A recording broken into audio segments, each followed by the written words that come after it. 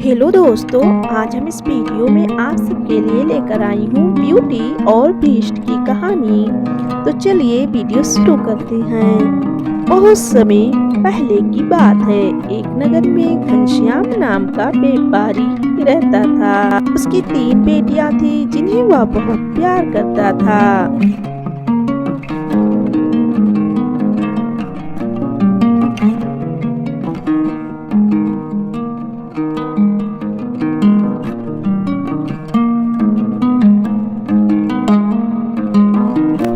व्यापारी को अपनी सभी बेटियों की चिंता रहती थी, क्योंकि उसे व्यापार के लिए विदेश जाना पड़ता था। जब भी वह वापस आता था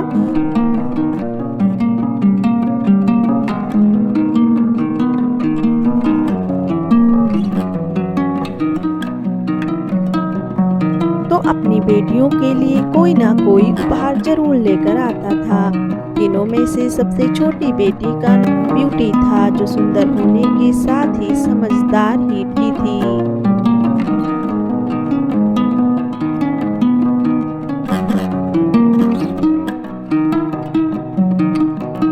एक बार घनश्याम को व्यापार के सिलसिले में समुद्र के पार जाना पड़ा।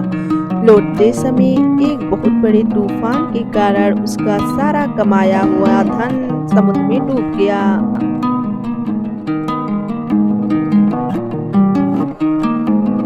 जैसे तैसे व्यापारी अपनी जान बचाकर टापू पर पहुंचा, जहां उसे एक बड़ा सा महल दिखा। वह महल के दरवाजे के पास पहुंचा। दरवाजा जादुई था, तो वह अपने आप खुल गया और व्यापारी महल के अंदर चला गया।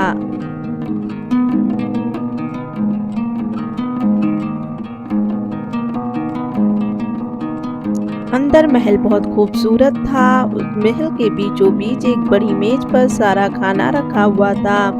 व्यापारी को तेज भूख लगी थी, तो उसने मेज से एक सेब उठाकर खा लिया। तभी एक बेस्ट यानी राक्षस के हंसने की आवाज आने लगी। व्यापारी आवाज सुनकर डर गया और छुपने लगा। तभी बेस्ट ने कहा कि डरो नहीं, आप हमारे मेहमान हैं। आराम से खाना खाकर आप जा सकते हैं। बेस्ट के व्यवहार से व्यापारी बहुत खुश और उसने पेट भरकर खाना खाया और उसे धन्यवाद कहकर जाने लगा।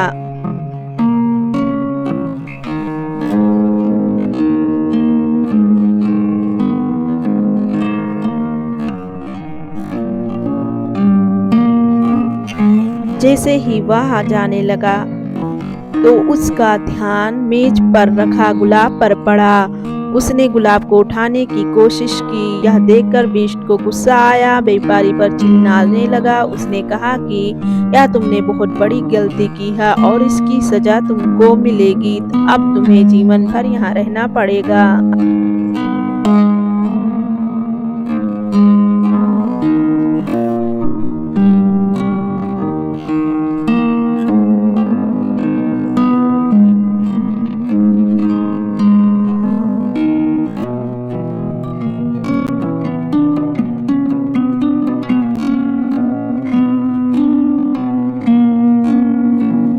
यह सुनकर व्यापारी डर गया और उसने कहा, मुझे माफ कर दो।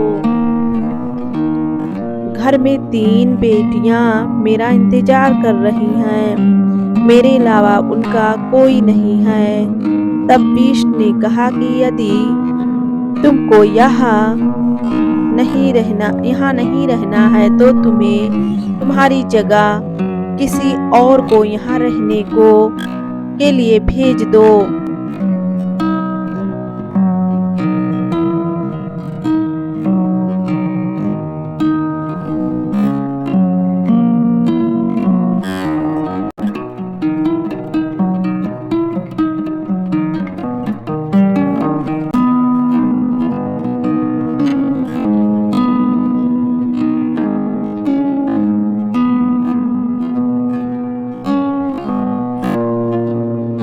व्यापारी दुखी होकर अपने घर चला गया और उदास रहने लगा। उसकी उदासी देखकर तीनों बेटियों ने कारण पूछा।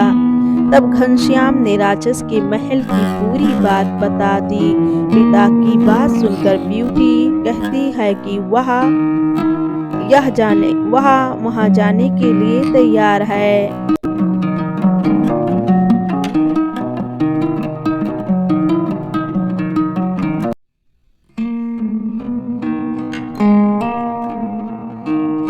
घनश्याम ने उसे समझाना चाहा कि ऐसे ही किसी महल में जाकर रहना अच्छा नहीं होगा, उसका पूरा जीवन बर्बाद हो जाएगा। ब्यूटी ने पिता की बात बिल्कुल नहीं सुनी। मजबूर होकर घनश्याम ने बीस्ट के महल में अपनी सबसे छोटी बेटी को भेज दिया। महल जाकर ब्यूटी ने सभी को अपने सुंदर भाव से दोस्त बना लिया। बीस्ट उससे खुश था।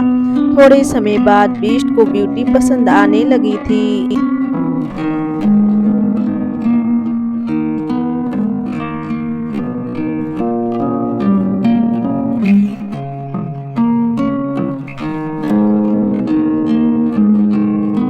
और वह उससे शादी करने के सपने देखने लगा। यह सपने देखते ही वह हर बार यह सोचकर डर जाता था कि वह एक राक्षस है, उससे इतनी अच्छी लड़की कैसे प्यार कर सकती है।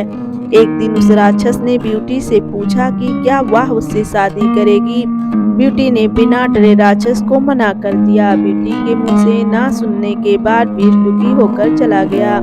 रोज ब्यूटी से शादी की बात करता और रोज मना कर देती।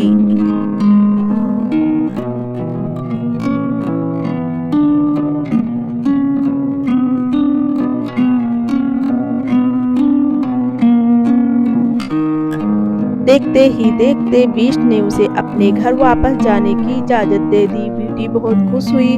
फिर राक्षस ने बेटी को एक अंगूठी देते हुए कहा कि अगर तुम्हें कभी भी वापस आने का मन करे तो तुम इसे अपनी उंगली से उतार देना। ब्यूटी पहुंची और अपने परिवार के साथ खुशी खुशी रहने लगी।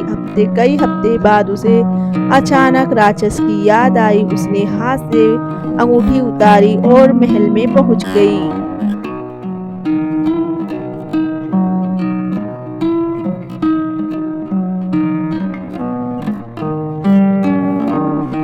वहां जाकर उसे पता चला कि बीस्ट बीमार पड़ गया है। तब उसका बहुत ख्याल रखा और वह कुछ दिन बाद ठीक होने के बाद राक्षस रोज ब्यूटी की सेवा करता था। उसका अच्छा व्यवहार देखकर ब्यूटी को वह पसंद आने लगा। एक दिन जब राक्षस उससे शादी के बारे में पूछा तो ब्यूटी ने हाँ कर दिया। सुनकर राक्षस ने कहा कि क्या वह इतने बड़े और अजीब से दिखने वाले के साथ जिंदगी भर रह सकती है।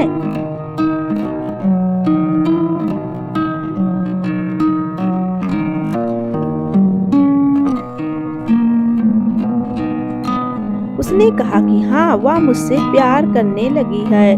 ड्यूटी नहीं जैसे ही ऐसा कहा तो वहाँ राक्षस अचानक राजकुमार बन गया। तब राक्षस ने उसे बताया कि वह बुरे शराब के कारण राजकुमार से बीस्ट बन गया था। उसने कहा कि यह शराब केवल सच्चे प्यार से ही दूर हो सकता था, जो हो गया। इसके बाद ब्यूटी और राजकुमार ने शादी कर ली और दोनों खुशी खुशी रहने लगे।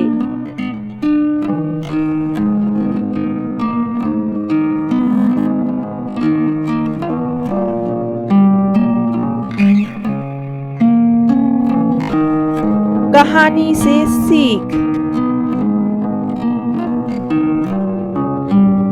तो हमें यह सीख मिलती है कि किसी की भी शक्ल देखकर उसे अच्छा या बुरा नहीं कहा जा सकता। इंसान के चेहरे की जगह उसके गुण देखकर प्यार करना चाहिए, देखना चाहिए। धन्यवाद।